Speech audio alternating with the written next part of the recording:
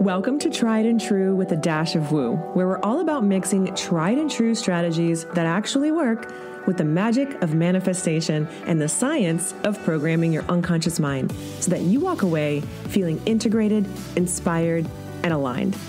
I'm Renee Bowen, certified life and business coach, professional photographer, middle-aged wife, and mom to now 3 grown kids. I've built 2 multiple 6-figure businesses with 0 business training by digging in, learning the methods, and now I'm here to pass them all on to you. From photography and business strategies to energy healing, human design, and the basics of manifestation, we cover it all here. I'm here to help you embrace your multi-passionate brains and lean into the fastest and most efficient ways to reach your goals, whatever they may be. Whether you're a seasoned pro or just starting out, or maybe you're just here for the woo-woo, let's dive in and explore all the exciting ways to take your life, business, and self-improvement to the next level. Thanks for joining me, and get ready to be inspired.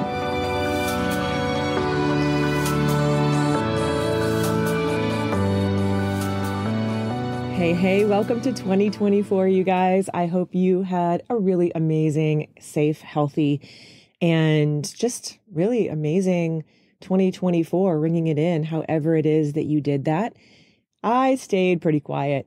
It's been kind of a crazy few weeks for me, and it's always awesome, I think. I mean, I'm such a homebody these days especially, but I really kind of like just being chill for New Year's Eve. And yes, I did stay up past midnight, so I'm not quite that, old. I'm not going to say, let's not say that word, but like, I'm not quite there, where I am going to sleep before midnight. Yeah. I don't know if I'll ever get there. I really kind of still feel like I'm 25 inside in a lot of ways. I just kind of like being in my own house. Right. So we just really, stayed pretty chill, watched a movie, had some champagne, chatted with some friends. I've always had New Year's Eve parties. And so it's been a while since we've actually hosted one of those, probably pre-COVID. Maybe we'll do that again one day. But for now, this felt really aligned and really awesome. And I hope that however you celebrated felt the same way for you. So today's podcast isn't going to be super long. I really wanted to put a trend report together for you guys. Now, for those of you who are high school senior photographers and you work with high school seniors, you hear me talk a lot about Gen Z a lot. I've been talking about Gen Z online since 2014, like way before most people were really kind of thinking about making our, sort of senior portrait experience mostly about the teen. I kind of was always doing that. So I've been talking about Gen Z and how they've been really change makers and driving our businesses for quite some time. I'm also now speaking about Gen Alpha because they are coming up right behind Gen Z. Now we're seeing older Gen Zers, kind of enter the workplace. And now we're going to start seeing Gen Alpha. We're going to start working with Gen Alpha teens. Anyway, my point being, I do want to include some trends for you guys. And maybe even if you're not a high school senior photographer, you kind of need to know about some of these trends that are going on. So I'm going to kind of talk about what we're seeing with teens as far as fashion, makeup, just some trends that we're seeing as a whole. And the reason why I think this is actually useful for other creatives, other entrepreneurs, and not just high school senior photographers is because they drive culture, basically. So if you are a digital marketer in any way, shape, or form, or you own any kind of business, really, you do need to kind of know who has their finger on the pulse of what and what's kind of coming down the pipe, because marketing in general, right? We need to know what's happening. But again, anytime a younger generation gets behind something and sort of, drives the momentum there, we're going to see growth in that area. And so I really want you guys to be paying attention to this. So this is going to be useful, not just for high school senior photographers. And then I'm also going to talk a little bit about what we're seeing in terms of trends for social media in 2024 and even beyond. And then I'm also going to touch real quick, not super in depth because it is not, my area of expertise, but I do look at this. I'm going to kind of talk to you guys about what are the really major astrological events happening this year, because I kind of do look at this in terms of when I'm going to be launching something and why.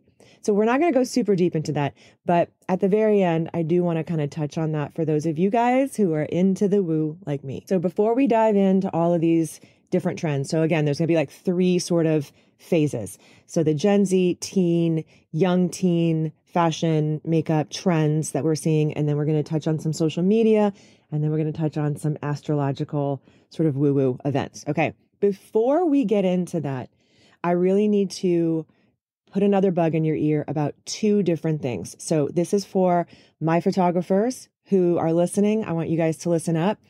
I still have 2 seats to my workshop that I am holding at the end of this month in January here in Los Angeles. If you have ever wanted to shoot with me, learn from me in person, and or if you need some really killer content, because I am going to be styling these models so fun and super cool locations here in Los Angeles. If you need some great marketing for your senior business, because you can't really market your senior business if you don't have great images. So we're going to do a whole day of shooting here in Los Angeles, and then we're going to do another day of learning. But the first part of that day on Sunday, I'm going to actually be shooting your headshots. So you're going to get some killer branding images out of this whole deal as well. It is technically a 2-day event, Saturday and Sunday, the 27th and 28th of January, but 26th, on the night of the 26th on Friday, we're going to be having a dinner that I'm hosting. So this is a small group. Okay, I'm talking under 12 people. So this is a really unique opportunity. It is mainly for my higher level Elevate membership people.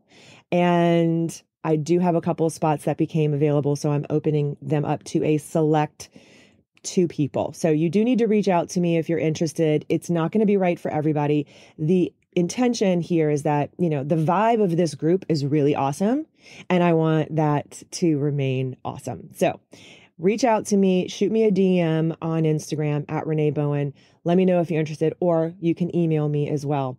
I would love to have you. If this speaks to you and this is something on your vision board for 2024, this is a fantastic opportunity. This is not going to be like a big workshop where you get lost and you have to fight for, your turn to shoot a model. This is a very intimate, very hands-on, very cool opportunity. So I highly recommend reaching out to me if this is even sparking your interest. And then the other thing I want to talk to you about is that Elevate Evolution, my higher level of my membership. I actually call it like a member mind because it is not as expensive as a mastermind, but it really is at that level. Like it is very, very hands-on. So there's 2 different levels to Elevate. My foundation level is ongoing. That is my $49 a month level. Like if you're not in that, what are you doing? First of all, definitely sign up for that if you are on a budget and you still need coaching, because that is still a very, very in-depth program. But my higher level of this called Evolution, that registration ends on January 7th because our calls start on January 10th. And the amount of education and coaching that you get with me in this level is kind of insane. You get a ton of my programs, including the creative team method, which on its own is almost $1,000. And you also get my in-person sales class called Fearless IPS, which is the psychology of sales. That's also really meaty. I walk you through how I price, why I do it, the structure of it. That's what's important there. And you also get a bunch of other programs. So it's worth well over $4,000.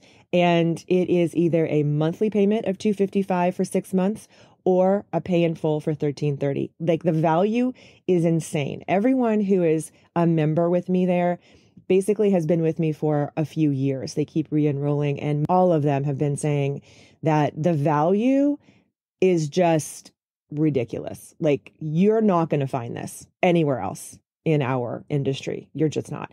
You get access to me on Voxer. So you hop in our group thread, you have a question about anything with your business, I'm going to respond within like 2 or 3 hours. It's literally like having a coach in your pocket. That is usually reserved for my one-on-one clients, which is a $4,000 and up price tag.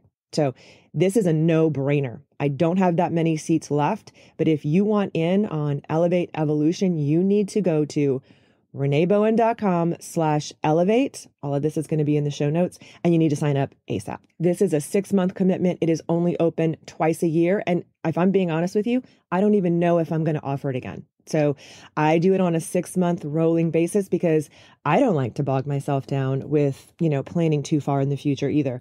So I like to leave myself the leeway to decide I may or may not even offer it, or at least in this same way. Again, this is your chance. I would highly recommend jumping on it. Okay, let's dive into some social media trends that we are looking at for 2024. And again, I am using multiple sources for this, you guys. Like, I do a lot of research. If you know me at all, you know that I go deep. I deep dive. So this is not just from one thing I pulled off of line. This is a bunch of different stuff that I've been collecting over the last, I would say, 4 to 6 weeks, because I do like to try and keep it timely. So I've dove into this a little bit in the fall, then put it back on the back burner and decided, okay, I'm going to really, really dive back into it in December so that I can get the most up-to-date information for you guys. So that being said, one of the main things that we're going to be seeing with social media, and you probably already know this, and I've done a podcast on it, is AI, right? So a lot of digital marketers, anyone who uses social media to market, we're going to be seeing a lot more delegation of AI, using AI to do some of these tasks that you don't want to do or you can't afford to hire an assistant to do. And honestly, there's a lot of opportunity here. So there's a lot of different ways that you can use AI. Again, one of my past episodes, I talk about how I use ChatGPT, how I'm learning how to use it even more, and some of the other AI programs that I'm using as a photographer. So I highly recommend listening to that episode as well. I'll link it in the show notes for you so that you can find it very easily. And with that episode, you also get like my cheat sheet of like all the different things and sources that I'm using and learning from as well, because I want to pass that on to you guys for free. So it's estimated that more than 80% of marketers report that AI tools have, saved them time and created a much more efficient workflow. So this is according to explodingtopics.com. This is one of the sources that I used. And it says that more than 40% of social media marketers are using AI to write captions, which we know that is a fantastic use of ChatGPT. Now, again, your ability to use ChatGPT is going to depend on your ability to prompt it well, right? You've got to be able to ask it the right thing so that it delivers the right, response for you. So, the level of your prompt is going to matter here. But this is really kind of what we're seeing. We're seeing that more and more people are using it. And so another side effect of this is that we're going to start to see SEO and how Google prioritizes SEO because so many people are using AI, right? So yes, while Google can, tell if something is really written by a bot, that's why we always say, make sure you're putting it into your own words, etc. But with the evolution of ChatGPT Plus and being able to create our own GPTs, which is what I talk about in that episode, this means we are able to train it to speak like us. So it is going to get harder and harder for Google to really determine what is really written by a bot because we're training it with our own tools. For instance, I'm training my ChatGPT to really speak like I do because I'm uploading multiple transcripts, multiple videos to it so that it learns how I speak and how I coach people. So this is going to be a very interesting take, but my overall, point being for this sort of topic is that if you're not using AI to make your social media marketing more efficient, you absolutely should be looking at all of the different opportunities that you have.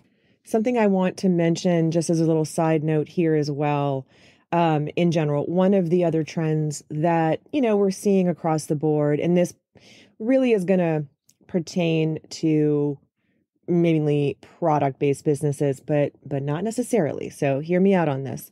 You may have been seeing a lot of talk about how the quote unquote influencer economy and using influencers and all of that is dying out. Okay, that's actually not what we're seeing in the data. So if you're seeing a bunch of that stuff on TikTok and online in general, chances are that's not necessarily true. However, the word influencer, we know for sure, has lost a lot of its power, especially with our younger consumers, our teenagers. Okay, so that's one of the reasons why I converted my influencer team, which is how I do my, quote unquote model teams, high school senior photographers. A lot of us use rep teams, ambassador teams, whatever you want to call them, to market our businesses. And I've done that since 2007. I used to call it a model team. And then in 2017, I started calling it the influencer team. I think I was the first person in our industry to do that because I knew that my younger clients identified with that word, but they don't anymore. So I pivoted and changed the way that I did my team and also the name of it from influencer team to the creator team. So the program I offer now for senior photographers is called the Creative Team Method, and it's based on this creator economy. So according to recent reports, 65% of media and entertainment companies still partner with influencers. And so what that tells us is that these really big companies, they still are using influencers and content creators and young ones especially to drive their sales. So that is something we absolutely should be paying attention to. No matter what kind of business that you run, there's a lot of opportunity for collaborations here. And I teach that in depth inside of the Creative Team Method for those of you who are senior photographers who want a team that is actually going to make you money and get you business. That's what we focus on. But in general, you're not going to see this die. So this is not going anywhere anytime soon. So no matter what kind of business you run, you might want to consider diving into that, leaning into this creator economy and seeing how you can also, get that to work in your favor in your marketing efforts online. Okay, so let's talk about platforms for a second. So it definitely still is the case that, TikTok is going to be the most popular with Gen Z. But it's definitely not just for Gen Z. So Facebook technically is still the most popular social media platform overall. Okay. But TikTok is the app of choice for the younger generations. I have been screaming about this since 2019. And those of you who know me and have been following me for a long time, you know that part of my whole Gen Z conversation has always been about TikTok. I've been on there since 2019. Well before most photographers. I mean, it was a very different platform in 2019. So even in 2020, when most people did discover it during the pandemic, it was a different platform. It has changed a lot since then. But that is where our Gen Z clients are and younger. Okay. So it's not a surprise that most of the marketing reports say that the percentage of Facebook users under 25 is under 18%. We know that most of them are not really using Facebook. And if they are, they're just kind of keeping their platforms up there for maybe just job searching or having a digital footprint there, but they're not necessarily using it in the way that, they were in the early 2000s. That being said, parents are still using it, right? So there definitely still is a place for Facebook. And I have started to use Facebook in a very different way in 2023. I shifted my account, and I think I talked about this in one of my previous podcast episodes when I was talking about social media at some point. I feel like I did anyway. I went from keeping my personal, because I've always had a page, obviously. But as you know, if you have a Facebook page, they have not really been great for getting eyes on your brand, right? They're just not being prioritized. For a long time, Facebook was prioritizing groups. And then in 2023, probably the end of 2022, but into 2023, they really started this whole, when they kind of combined Meta with Instagram and, really became a more cohesive front there. Obviously, they've combined it for a long time, but what I mean is they prioritized this sort of connection more. I decided to change my personal Facebook profile to a professional account.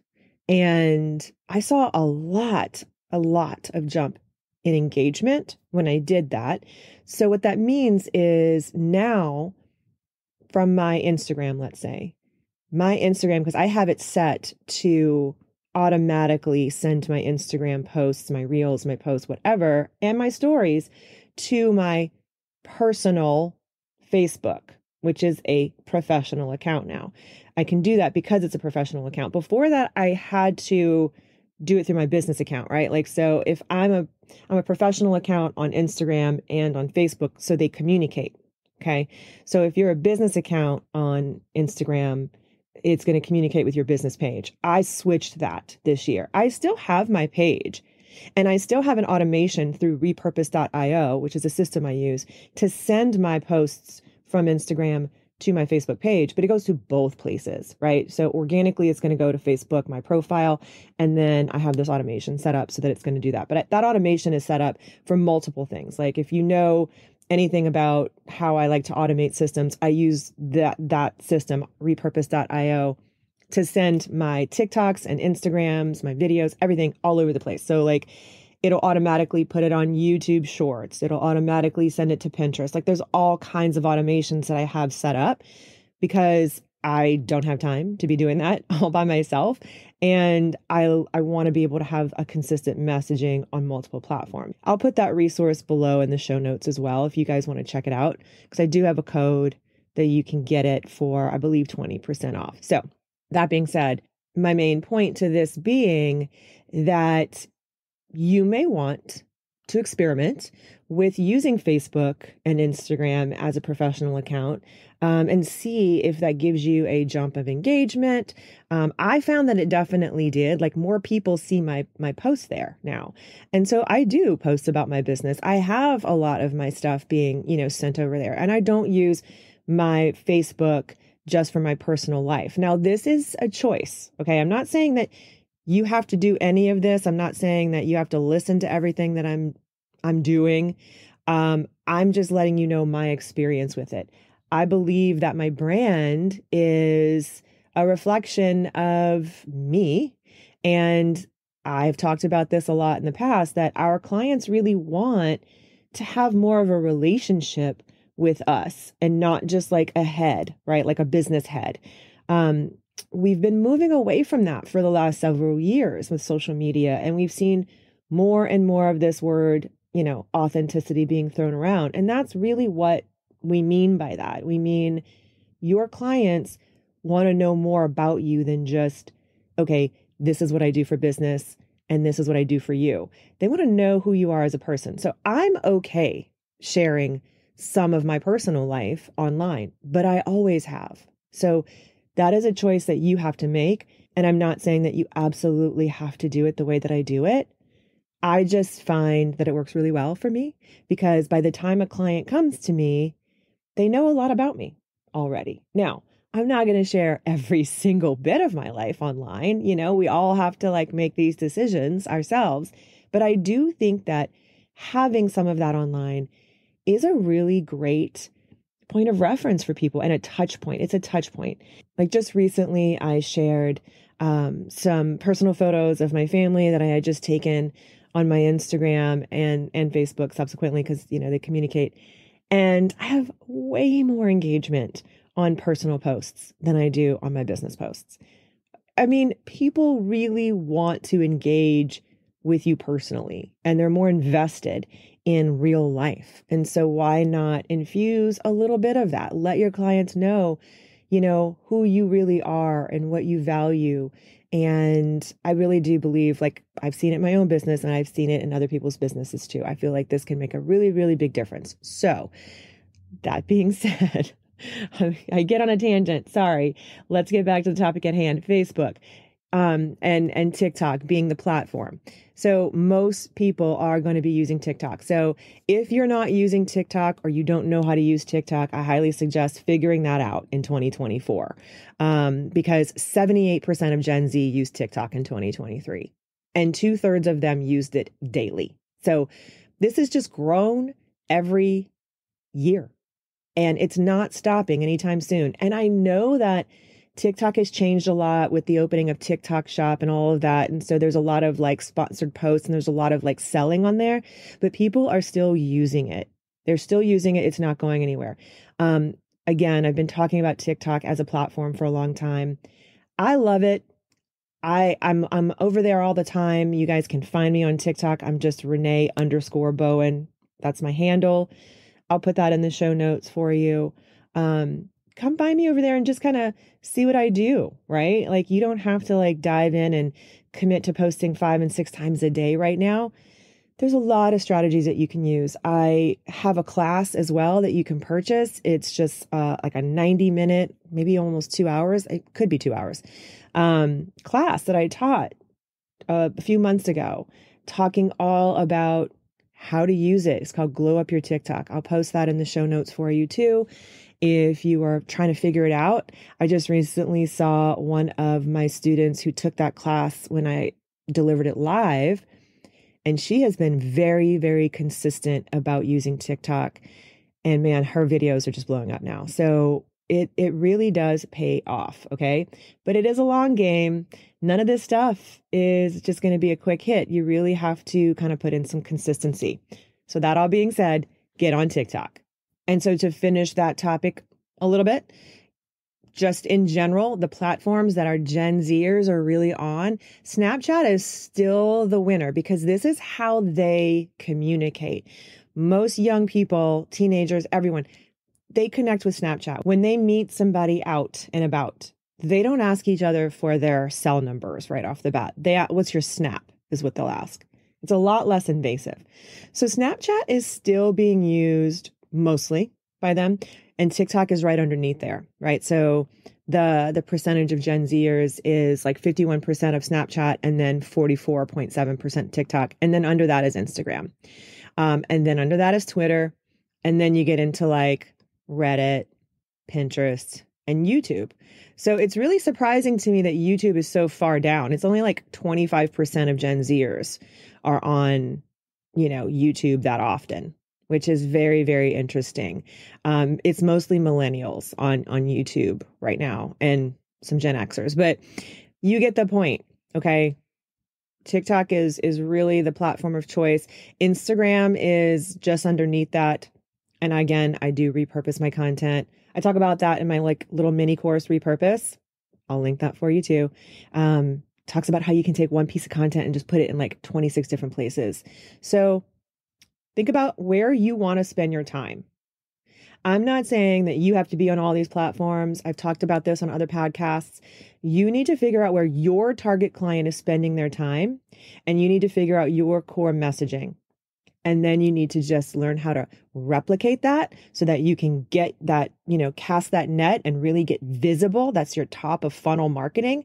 But what most of you guys are really not doing, and what I really want to see more of you doing, just as a side note, is converting your audience into buyers. Okay, you've got to activate them to actually book with you and buy from you. And that's where it gets a little tricky for a lot of you guys. So it's not just about showing up. That's just part of it. All right, the next social media trend that I want to touch on is that this has kind of been happening for a while too, but it's really significantly increased. 51% of consumers believed that the most memorable brands on social media are the ones that respond to their customers. So that's why social media isn't just about marketing your stuff and, quote unquote, outbound engagement. What are you doing to get these people to feel nurtured and to feel seen and heard and interacted with? What are you doing? Like, are you responding to your comments? Are you going out and, sourcing clients yourself? Are you responding to your DMs in a thoughtful way? Are you directing people to where, you'd like them to go? Are you having conversations with them? And a lot of times, especially with photographers, I talk to them and they're like, they just sort of expect to put some marketing materials out and to get that visibility that I was just talking about, but they're not actually doing any work to convert those people, and they're not nurturing them. And so this is a big deal. If you're not responding, if you don't have anything set up to where you can respond to people in DMs, you need to look into that. I have been using ManyChat and I really like it so far. I think it's by far the best program that we have for sort of like automating our Instagrams and our messages, especially because you can set up workflows that actually really, do a lot of this heavy lifting for you. Again, I'm all about automations, but it still helps your audience feel connected to you because especially our Gen Z clients, our younger clients, they are used to brands responding to them. If they have a problem or they need something, they can message these brands on Instagram and they're going to get a response more than likely. And if they don't, they're going to get annoyed. And so if you have clients out there trying to get information from you and you're not responding because you're never on social media or whatever it is, you're going to lose a lot of clients like this. And I know a lot of photographers, especially older photographers who, maybe didn't start out on social media or don't love social media. I totally understand that. Listen, I'm 53 years old. I get it. It is not super fun to live on social, but there's a way you can automate things and not feel like you are living on social and yet still have your clients feel as though they are taken care of. And that's my goal, is that I always want my clients to feel like they're being taken care of. I don't necessarily have to be physically doing it, but I want them to know where that information is and how to get it without, feeling lost. So you need to figure out a way to, respond to those comments, to make sure that you are participating in that way, and to also be in your DMs. If that means that you just have it on your schedule to check once a day, that's cool. Or if you look into a system like ManyChat, that's cool, whatever you want to do. But your clients are expecting you to be responsive in that way. And if you thought social media was like going away, that's not happening. It really is on track to overtake TV by 2025. Like they're predicting that there are going to be more social network users than TV viewers by 2025, by next year. So again, especially with platforms like TikTok, we are seeing much longer videos. TikTok, we know, is prioritizing 10-minute videos right now. And I know that seems crazy, but they've been really trying to push this for a while. They really want you to be producing more than just a few seconds or even a 1-minute video. They want viewers to stay on the platform. And to do that, they need to have good quality content. Obviously, you can't just put out, crap and expect people to watch it for 10 minutes. Like you've got to be able to hold people's attention. But just as a side note, it's not going anywhere, right? So anyone who's telling you that social media is not the way to get clients, okay, it's maybe not the only way to get clients, but it's definitely should be part of your plan. It should be part of your strategy. The average user spends like 2.5 hours a day on social media. So, there's a lot of people on it. And whatever your thoughts are about that and how good or bad it is, we're not going to go into that on this podcast. My point is that you really need to just understand it's not going anywhere and decide how you're going to use it. You have to make that choice.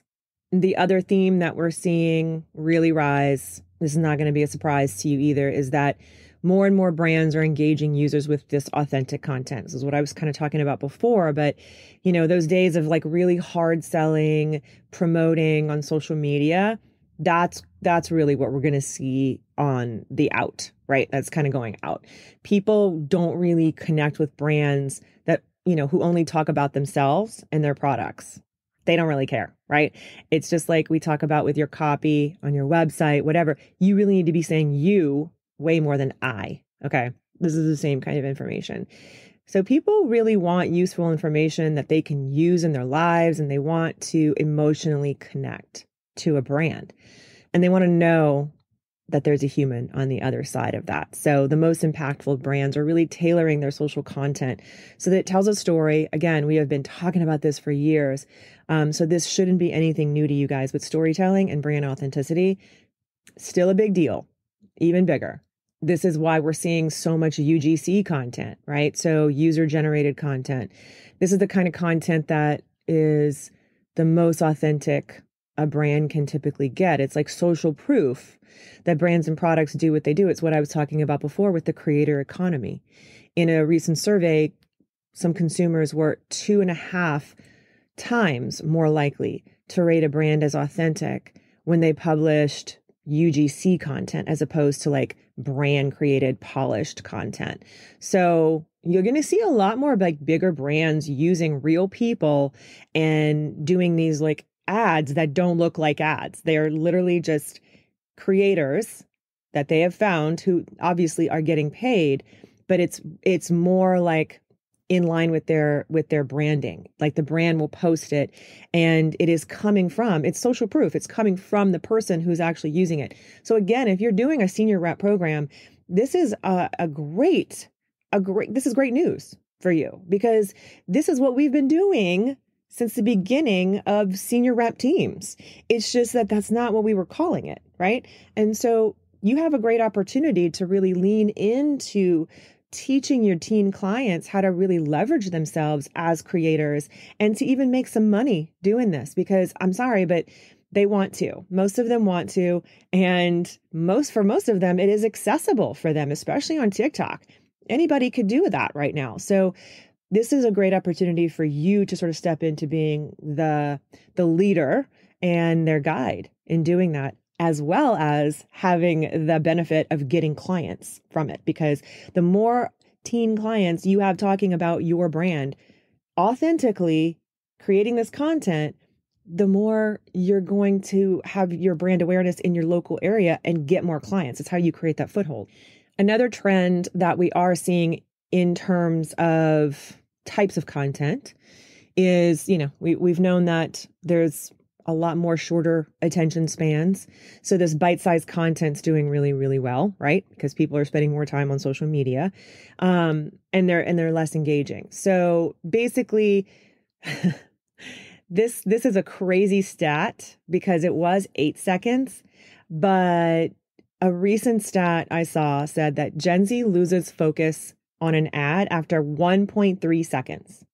So that's for an ad in particular. And I guess, especially with a more put together ad, they're going to lose focus a lot faster because they have less patience for those types of ads.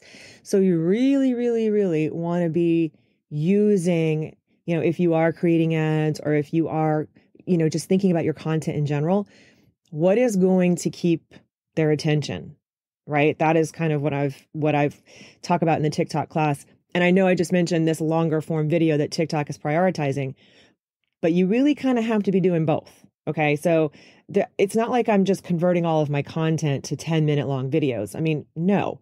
However, you can experiment with some of this. Most of your content is probably going to be short, digestible content, but then maybe play around with, okay, taking that topic and then expanding it a little bit and making it a little bit longer and seeing how much longer you can do it. Nobody's going to watch a 10-minute long video of like a highly produced ad that doesn't really tell a story.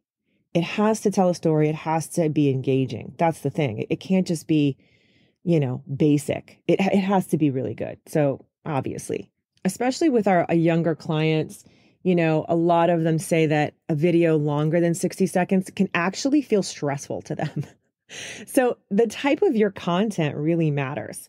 My best advice to you is to, especially if you're new to it, just keep your content for the most part on the shorter side, but you have to actually look at your data and see what's working, right? You can tell if something's working or it's not. And so if you put out a piece of content and it's a little bit longer and it does really well, okay, dig into why that is, and then maybe see if you could do it a little bit longer, because chances are you're probably delivering some really good information there. And that is where you're going to see more people, retain their attention. Instagram Reels especially has gotten to this space where it's just B-roll content, right? You doing anything, walking, you cleaning your house, you doing anything for 7 seconds, 7 to 10 seconds, and then just all the information in the caption. Okay. So that's probably not going anywhere for a little while. So you can just take advantage of that. That to me, that is easy. I see that doing well on Instagram, but it's not, I don't see it doing as well on TikTok. And I've tested this with my own content as well. So it does depend on the audience, but that sort of like B-roll, like words on screen, all the information's in the caption, that doesn't do as well on TikTok. TikTok, it's more about, you know, either being educational, telling a good story, getting people really in, or it's about being funny and entertaining. Yeah. You know, like that top of funnel, like getting people into your universe. And then hopefully they come over to Instagram and you can nurture them a little bit more. So it's two different types of content, really. Now, it doesn't mean you can't post the same video on each one. You can, but I'm just warning you that it's probably not going to do as well. And that's what the data is really showing in these trend reports that I've been researching is that, you know, Instagram really does still prefer that a reel between like 7 to 15 seconds are really best. So just as a side note, your SEO is going to be built into that caption. And so that's a really good opportunity because people actually do read the captions more on Instagram than they do on TikTok. However, you still should be putting the information in the caption on TikTok because of SEO. The other trend that we're seeing that I've talked about before, and it's just more of it, is that in January of 2023, 95% of internet users between 16 and 64 visited like a social network site. And in that same month, 81% had visited a search engine.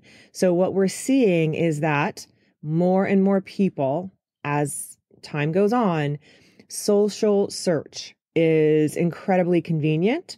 And we're going to see more of that, which is what I was just talking about before with SEO. That's why you want to be using the same type of SEO strategies in your captions and in your content on social. More people are finding you on social media than they are in Google. So be intentional about how you are, you know, wanting to be found. The other thing to think about in 2024 in particular, just in general on social media, is that it's an election year. So a lot of social media platforms are really doubling down on issues like hate speech, disinformation, you know, privacy, national security, any of that stuff. So a lot of regulations are being put in. And I mean, it's probably all really good that they're doing this, but I'm mentioning it to you here because a lot of you guys are going to see some weird things, possibly like weird messages coming in to your account, you know, making sure that you are not accidentally using words that could get you flagged. So definitely go into Instagram occasionally. You can do this on Instagram and Facebook. And check on the integrity of your account. Make sure that you haven't accidentally put yourself in jail and, you know, accidentally used a word that's going to trigger some sort of AI algorithm to flag your content, because that's when you get into issues of having your content not really being seen. So definitely just make sure you're checking the integrity of your account often and making sure that you didn't do anything accidentally to, you know, shoot yourself in the foot. I don't see this happening a lot. I just want to mention it because it is an election year. And so things could get a little dicey. I also forgot to mention earlier that in terms of TikTok in particular, and the fact that they are sort of prioritizing longer form content, the style of it matters. So that whole like sort of FaceTime kind of content, like Alex Earl does, like the Get Ready With Me, like any kind of content where it really feels like that creator is speaking directly to you, that's the kind of content that's going to perform really well. So a lot of your B-roll, a lot of your, you know, BTS is not going to really perform as well on TikTok going forward. I think that, you know, you might get lucky and see some here and there, but what works the best on TikTok is that connection-based sort of content. And you can even watch some of these bigger creators and see what I'm talking about. Like Alex Earl, I mean, if you don't know who that is, you really need to. She's like a Gen Z creator who has exploded in the last year and a half. she creates different content for TikTok and Instagram. She is on both, and she's also on Snapchat. So if you just watch her content, like that would be a really good study for a lot of you, especially senior photographers. Just see what she does. Like watch the kind of content she's posting on Instagram versus, and even on her stories, versus what she posts on Snapchat versus what she posts on TikTok. And yeah, she's got some people helping her, but she does a lot of this in real time. So that's kind of what I'm talking about. If you want to really connect more with your Gen Z clients, you really have to produce content that's going to be a little bit more authentic and get them to feel more connected to you. And I know a lot of you guys are going to be like, Renee, oh my God, I'm in my 40s. How in the hell am I going to, connect with a teenager? I get it. Do what you can with what you have and how good you feel about it. I'm not saying that you have to like act like you're a teenager. That's not what I'm saying. But if you are, in the back of your mind, always thinking about the fact that you feel cringy or you're worried about how they're going to perceive you, like a lot of senior photographers in particular, I hear you guys say that a lot. You're like really super intimidated by your clients. And I totally get it. But that's a you thing. That's a you internal voice that, it's probably coming from something else. And so I really invite you to tell that voice to take a seat because it's keeping you stuck. It's keeping you down. It's keeping you from getting what you want. And you can allow that to happen or you can move through it, right? Be brave, be courageous. The more you put yourself out there and actually try and connect with people, the more you're actually going to probably feel a lot more connected to yourself as well and get the benefit in your business. So it has to come from a really, true place. It's not like you can just fake this.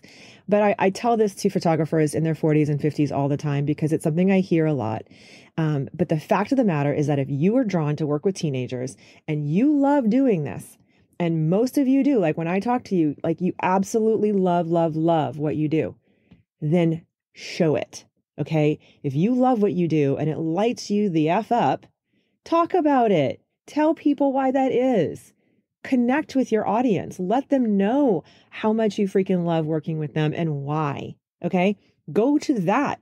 Speak to that because that is your truth. And no one can take that from you.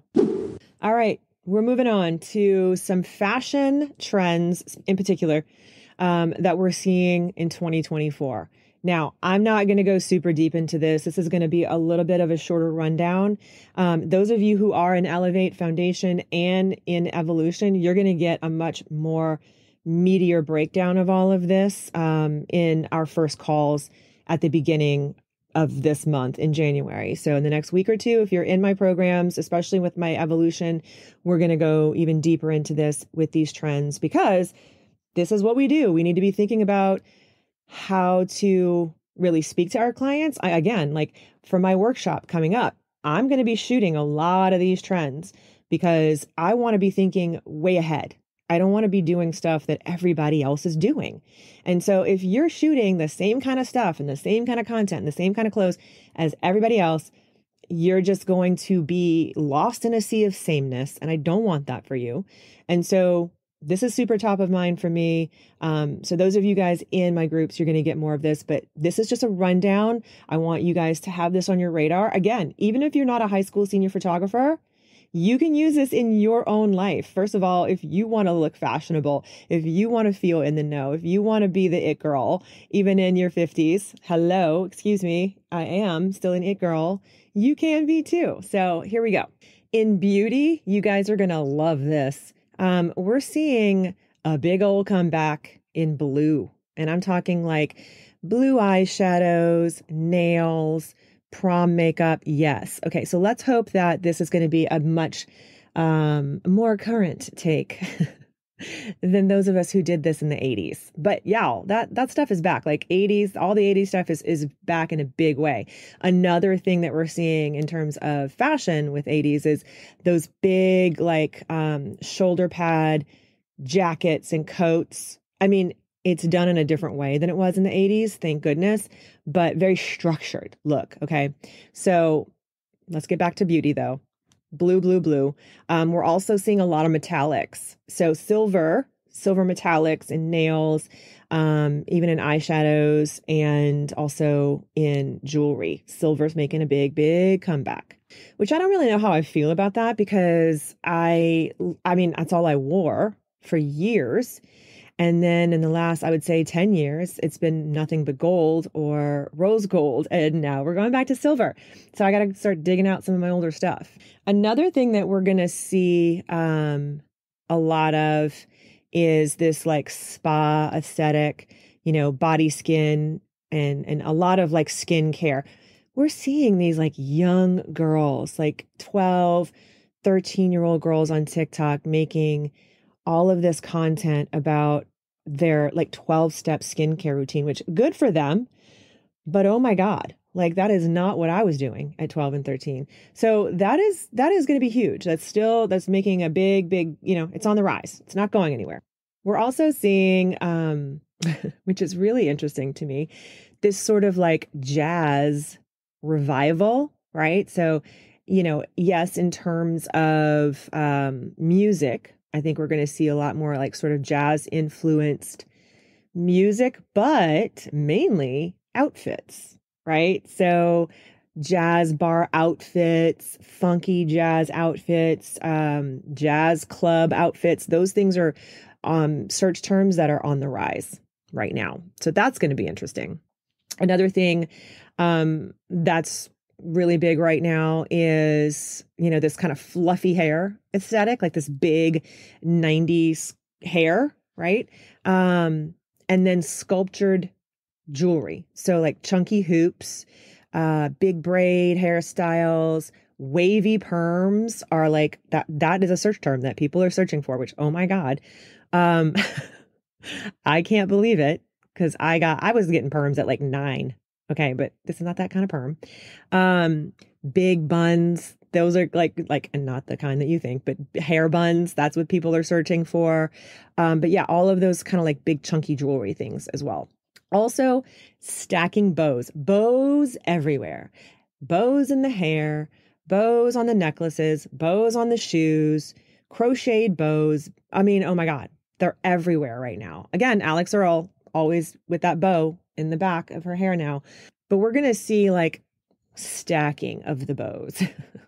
So, hair bows and then bows on the outfits and the shoes, like it's going to be a lot. So you're going to see a lot of that kind of stuff.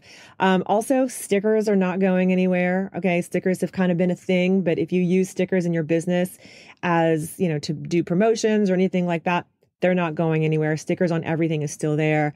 And a lot of Gen Zers and millennials are really into abundance and like saving their money and being really like thoughtful about their money. And so we're going to see a lot of like credit card stickers and, decorating piggy banks and like a retro sort of vibe, but also current. So that's going to be really fun and interesting. Okay. This next trend is awesome. I personally love it. A lot of you guys are going to hate it, but I think it's hilarious. It's called Eclectic Grandpa, which to me is hilarious, but it's really like doubling down on what we've been seeing Gen Zers do for the last several years, which is like this whole vintage and resale and consignment, like really sustainable clothing. It's that and then some. So basically think of this like sort of eccentric and expressive elements to your wardrobe. So like retro streetwear, but like chic cardigans, like cardigans are really big. Some search terms that people are using to find it are things like customized denim jacket, which again, super fun. You could also do a DIY with like your team or something like that. Eclectic clothing styles, grandpa core is another search term that people are using, grandpa style. Because Gen Zers are doing a lot of this, like wearing clothes in unexpected ways.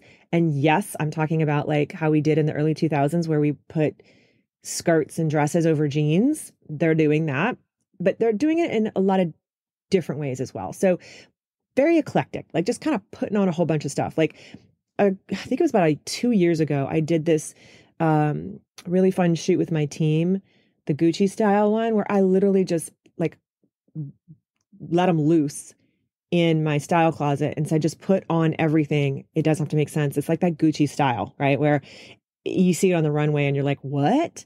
But then it kind of makes sense and it's kind of fun. And so they actually had a really good time with that shoot. So that would be a really good idea for a team shoot if you are a high school senior photographer as well. Like just do like an eclectic grandpa or just a very eclectic shoot where they just put on a bunch of stuff and call it like unexpected or something, you know?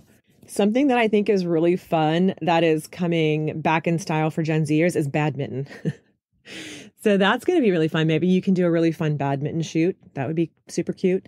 And things that are like inspired by jellyfish, which I think is hilarious. It's like, I don't know why, but jellyfish are making a comeback. And so a lot of those search terms are being used right now, which is really funny.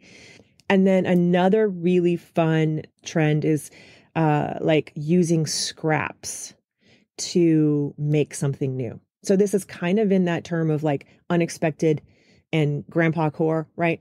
But even more so. So like transforming basic t-shirts to all kinds of like things by just like taking shreds of materials and sewing them together or, you know, like crafting them together. So like the search terms that they're using to find stuff like this is zero waste sewing patterns or like discard recipes. So that's going to be really interesting. And again, another fun opportunity and shoot to do with your team if you wanted to do something really fun and different. Another thing that we're seeing, you know, stick around is this vintage and retro. 70s is making a comeback. A lot of weddings, you're going to be seeing a lot of like 70s looking weddings, but I still think that there's still an opportunity for us to do like a very authentic 70s outfit styling as well, because they're still into that. And another one that's really big, that's going to be really big too, is Western Gothic. I actually included this in my style guide, my Fit Check style guide template for senior photographers. What was it, like 2 years ago? So it's kind of been around for a little bit, but we're seeing it even more now. So like basically mixing vintage Americana with like deep and moody hues, right? So Gen Zers are really big into like that dark fringe, right? Or like dark paint. So a lot of like bedroom styles, even like home decor, Western mirrors, vintage Americana, that kind of stuff. So yeah, we're going to see that still play out in a lot of the clothing that we're seeing as well. Okay, if you're still with me, we're going to run through a really quick little astrological event, sort of what to look for. Okay, again, we're not going super deep into this. You can do your own research if you're interested in that. I can list a couple of astrology resources that I trust, and I like to listen to creators who, you know, talk about this a lot. But this is just so you can put some stuff on your radar. The first thing we're going to talk about is Mercury, because we always hear about Mercury being retrograde and how that's not a good time to be maybe initiating contracts or starting things that are new. This actually really depends on your own personal astrology, okay? But in general, because I mean, it can be a really good time to reflect, to go back, to redo some things. Like there's a lot of ways you can use Mercury retrograde. I'm not going to get into all that in this podcast. Maybe I would love to have an astrologer on to speak to that. So I am working on that for you guys. But in general, Mercury stations direct on January 1st. So we just had that happen, which is amazing. What a fun way to start a new year, right? Like it goes direct. So you might have already felt that shift. You might have already felt like, okay, you know, I can get stuff done. I can get moving on some projects. So that's really cool. It's going to go retrograde again, April 1st. Okay. And then it stations direct April 21st. And then it will go retrograde again on August 5th. And then it will go direct on August 28th.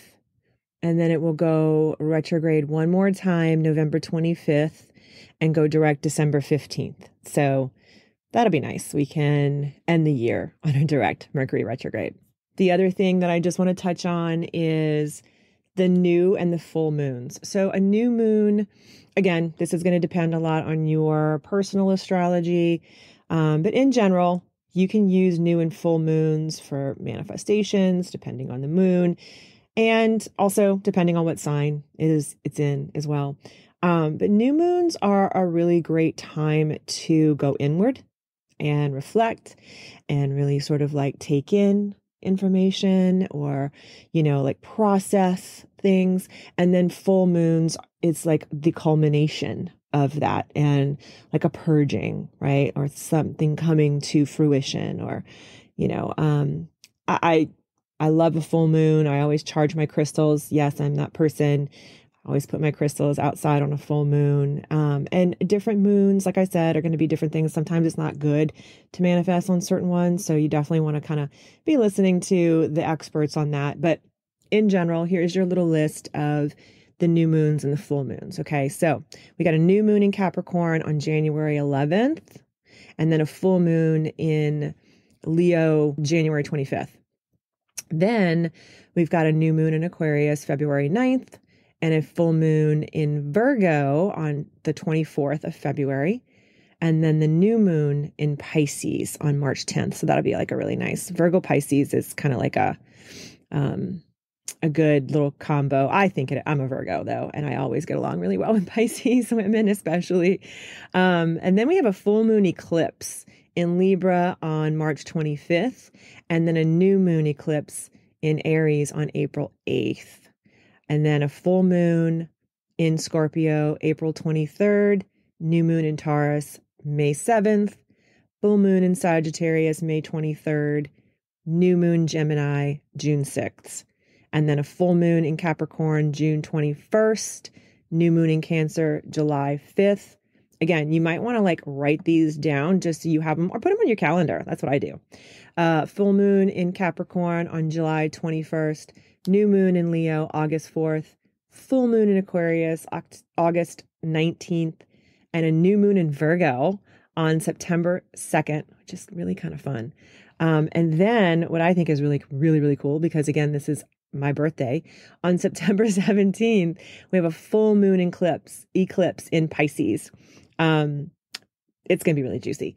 And then a new moon eclipse in Libra on October 2nd, full moon in Aries, October 17th, new moon in Scorpio, November 1st, full moon in Taurus, November 15th, new moon in Sagittarius, December 1st, full moon in Gemini, December 15th, and then a new moon in Capricorn, December 30th, which is really kind of a fun way to end that year.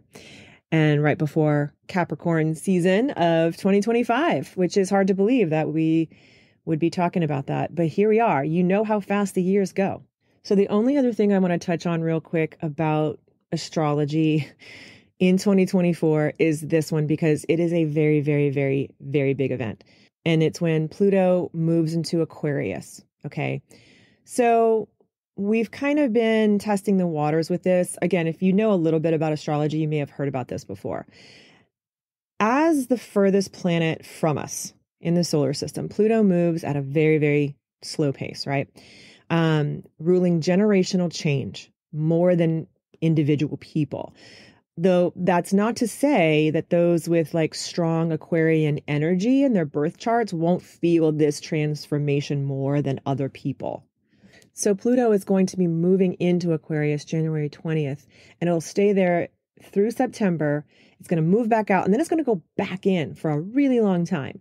So basically, Pluto was last in Aquarius from 1778 to 1798, which is an era that, included this huge spectrum of events that it's really, it's impossible to make a whole list of those, but the most notable events that took place during that time frame were the American Revolution, signing of Declaration of Independence, the discovery of Uranus, the modern ruler of Aquarius, the Age of Enlightenment, the French Revolution. A lot, right? So we had a taste of Pluto in Aquarius back in March of 2023. It just kind of like dipped in there real quick. And this was like what they call a preview in astrology. And this offered a glimpse into what is to come for the next 2 decades. Okay. Because it has been in Capricorn for a long, long time, you guys. And so we were able to see a glimpse of what's to come, with frustration towards big banks and corrupt political leaders. And then it dipped back into Capricorn for a while longer. And Capricorn is more conservative and more like, sort of like traditional old money, wealth, that kind of stuff, right? And so on January 20th, Pluto will once again move into Aquarius, where it will stay until September of this year. And then on November 19th, it's there, right? So like it's going to kind of dip back out, and then starting on November 19th, it's going to stay in there. So a week after Election Day, it's going to be in the sign of the water bearer. And there it's going to stay for 20 years. And it's supposedly going to color every aspect of our society, culture, and political landscape. So yeah, it could be very cool. It could be very tumultuous. Okay. So I just wanted to highlight that because, again, I am not an astrologer. I am not here to tell you how to live your life. I think it's very interesting. And I do think that knowing when these things are going to be happening, like full moons and new moons and, planetary transits, I don't necessarily structure my life and my business around it, but it is something that I look at, and it helps me. Again, it's a tool in my little tool belt of self-awareness and how I like to plan, my strategies going forward. So, if I'm planning a big trip and I see that, oh my God, it's Mercury retrograde on that day, it's not like I'm going to cancel that trip. I'm going to listen to my intuition. I'm going to listen to myself, my higher self. And I'm going to tune in. Is it a good thing? Is it a yes? Is it a no? Just like anything else, right? So I'm not going to not live my life for it, but I do think it's interesting. And I just wanted to kind of include it in this podcast because there are a lot of you guys out there who are interested in this. And again, if you want to dive deeper into that, go check out the people I'm listing in the show notes for it, because it ain't me. So have at it, guys. Okay. So I know I lied and said this wasn't going to be that long of a podcast, but you know how I am. So I hope this gave you some good tidbits on trends that are coming that you need to be thinking about, maybe even how you can be using social media in a different way. I hope it maybe sparked some ideas for you. Again, I kind of didn't really want to do goal setting for January, 2024. In the last episode, I kind of went through some of that, and hopefully you guys downloaded the journal prompts. I know a lot of you guys did, and I've gotten really great feedback from that. So if you have not downloaded those journal prompts, it is basically done from the place of your future self. Okay. So it's not necessarily about too much reflecting on 2023.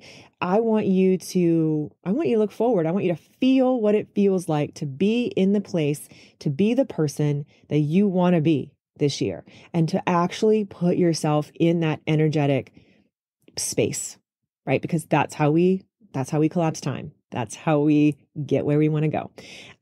I've heard some really great feedback. A lot of you guys are already seeing some really, really awesome results from that, which is super fun. So I just want to share this little snippet from Amanda, who's in my Elevate group. She says, "This morning I was listening to Renee's podcast on our 2024 era.